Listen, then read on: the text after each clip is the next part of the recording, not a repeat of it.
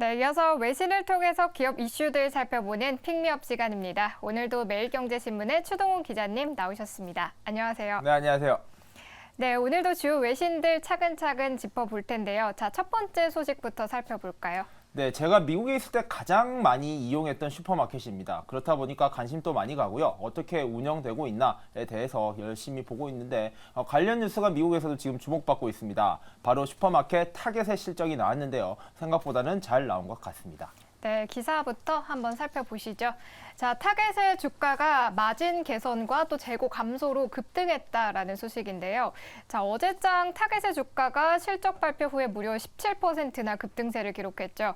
자, 지금 기사에서는 마진의 개선 그리고 재고 감소가 그 이유로 언급이 되고 있는데요.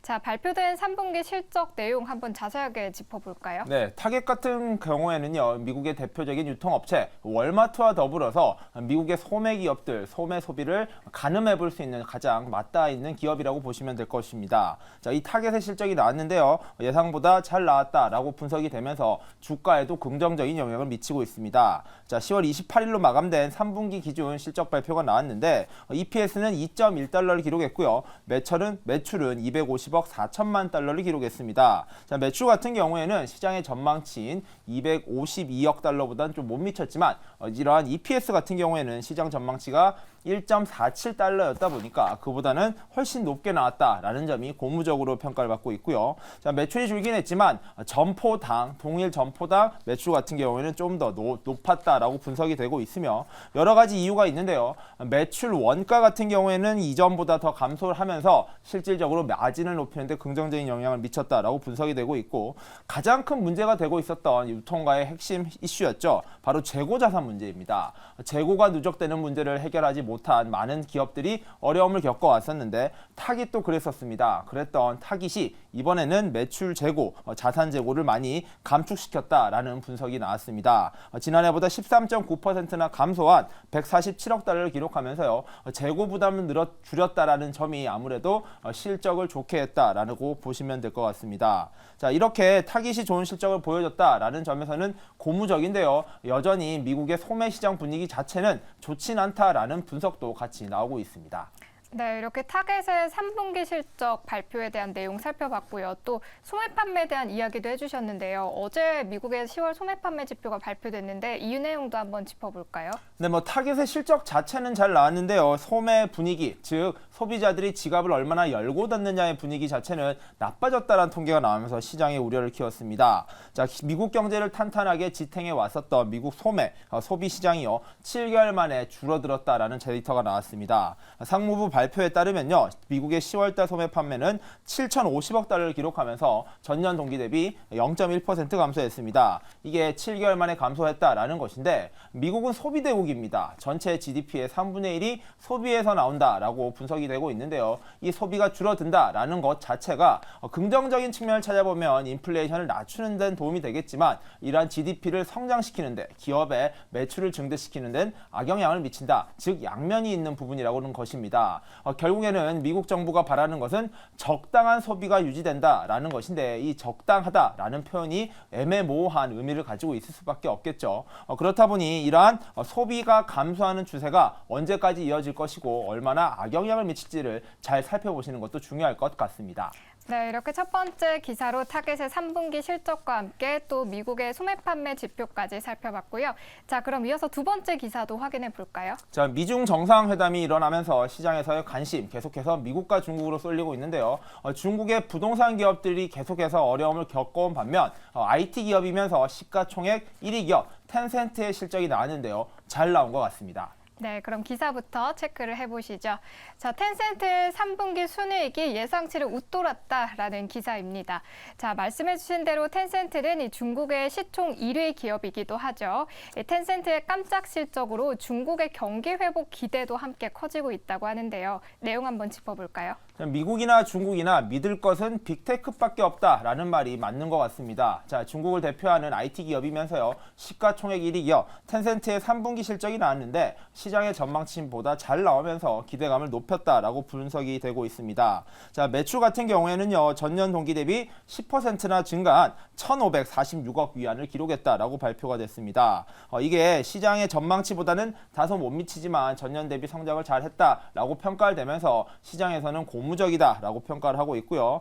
순이익 같은 경우에는 362억 위안이 나왔는데 시장의 전망치인 324억 위안보다 훨씬 높게 나오면서 매출은 조금 줄었을지 몰라도 이렇게 순이익이 좋았다라고 긍정적으로 평가받고 있습니다. 자, 아무래도 여러 사업을 하고 있는 IT 기업, 바로 텐센트의 사업들이 전반적으로 개선이 되었다라고 분석이 되고 있는데 게임 매출 같은 경우에는 전년 동기 대비 5% 정도 늘어났다라면서 효자 사업이자 핵심 사업인 게임 산업이 순항하고 있다는 점은 긍정적으로 평가를 받고 있는 것 같습니다. 이게 특히 중국 국내 시장에서의 게임 산업도 잘 되고 있고요. 해외 시장에서의 텐센트의 게임 산업도 잘 펼쳐지고 있다라고 하면서 긍정적으로 평가받고 있고요. 이와 더불어서 온라인 기업인 만큼 온라인 광고 매출도 많이 늘었습니다. 이게 전년 동기 대비 무려 20%나 늘었는데 위챗의 동영상 서비스 플랫폼이죠. 채널스라는 곳에서의 광고 수익이 많이 늘어난 게 긍정적으로 평가를 받고 있다라고 보시면 될 것 같습니다. 자, 마화텅 창업자이자 CEO 역시 이러한 상황을 고무적으로 평가를 하고 있고요. 동영상 플랫폼을 비롯해서 여러 광고 모델에서도 수익이 계속 나온다는 점 긍정적으로 평가를 받고 있으며 이와 더불어서 인공지능과 관련된 새로운 사업들도 계속해서 개발하겠다라고 긍정적인 기대감을 보였습니다. 네, 또 이번 주 중국에서는 이 소매 판매와 또 산업 생산 지표가 발표되기도 했는데요. 이어서 이 내용도 짚어볼까요? 자, 미국 같은 경우에는 소매들 그리고 소비 지출이 많이 줄어들고 있다라는 심리적 위축 지표가 나왔다라고 보시면 되는데 오히려 계속해서 우려가 커져 있었던 중국의 내수 소비에 대한 데이터들은 긍정적으로 나오면서 좀 상반된 모습을 보였다라고 보시면 될 것 같은데요. 15일 날 중국의 국가통계국은 지난달 즉 10월에 중국 소매 판매가 4조 3,333억 위안을 기록했다라면서 1년 전보다 7.6%나 늘었다라고 발표를 했습니다. 자, 시장 전망치가 전년 동기 대비 7% 오를 것이라고 했었는데 그보다도 0.6%포인트나 올랐으니까 아무래도 소비가 계속 회복된다는 점은 중국 시장에서 가장 결정적으로 긍정적인 영향을 미칠 지표다라고 평가가 되고 있고요. 이 소매 판매 지수는 백화점과 편의점 등 정말로 가장 밑바닥에서 민생 경제를 체크해 볼 수 있는 숫자라는 뜻으로서 굉장히 긍정적으로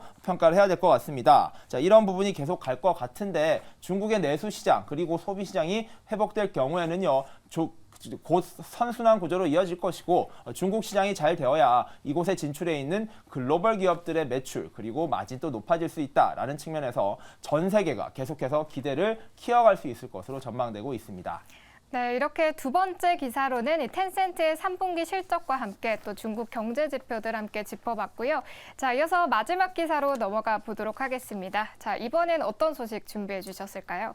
이곳도 역시 말도 많고 탈도 많은 곳이라고 봐야 되겠죠. 바로 크립토, 암호화폐 시장입니다. 암호화폐 대장주죠. 비트코인에 대해서는 여러 전문가들의 의견이 지금 또 엇갈리고 있는 상황인데요. 이번에는 이 암호화폐, 비트코인의 가격에 상승론을 부추길 주요한 인사의 발언이 나왔습니다. 네, 어떤 이야기인지 누가 얘기했는지 한번 살펴볼 텐데요.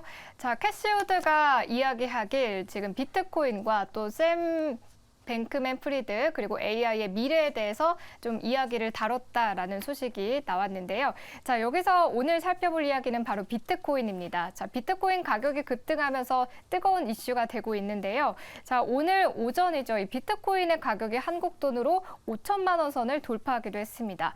자, 그런데 이렇게 돈나무 언니 캐시우드가 현재 비트코인 전망을 더 밝게 보고 있다고 하는데요. 어떤 이야기했는지 살펴볼까요? 캐시우드라고 하면요. 아크 인베스트먼트, ETF 상품을 이끌어가면서 혁신주 투자로 유명한 분입니다. 그리고 테슬라의 굉장히 유명한 팬 중에 한 명으로서 테슬라의 주가가 무척 높아질 것이다 라고 전망한 사람이죠. 그랬던 캐시우드, 한국에서는 돈나무 언니라고 불리는 이 캐시우드가 이번에는 비트코인 시장에 대해서도 낙관론을 펼쳤습니다. 자, 현재 비트코인 가격이 향후 2030년까지 약 20배가량 폭등할 것이다 라는 메시지를 던지면서 시장의 기대감을 높였다라고 보시면 될 것 같은데요.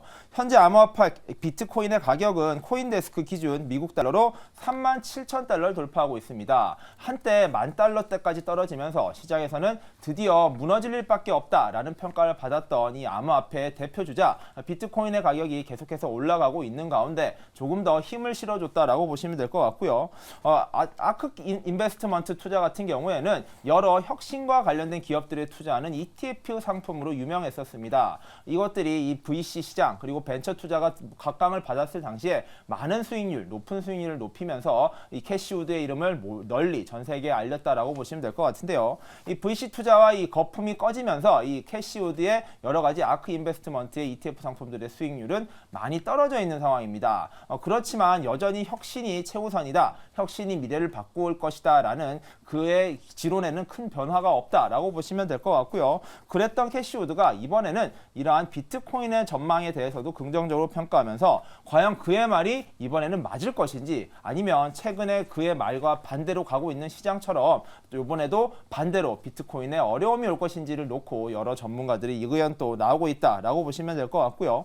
자, 2030년까지 현재 1조 5천억 달러인 이 암호화폐 시장은요 25조 달러까지 커질 것이다 라는 것이 그녀의 예측입니다. 그만큼 성장을 하려면 제도권 안으로 이 암호화폐 시장이 유입이 돼야 되는 거고요. 그에 대한 논의가 현재 활발하게 이루어지고 있다라는 점을 긍정적으로 꼽았다라고 보시면 될 것 같고요.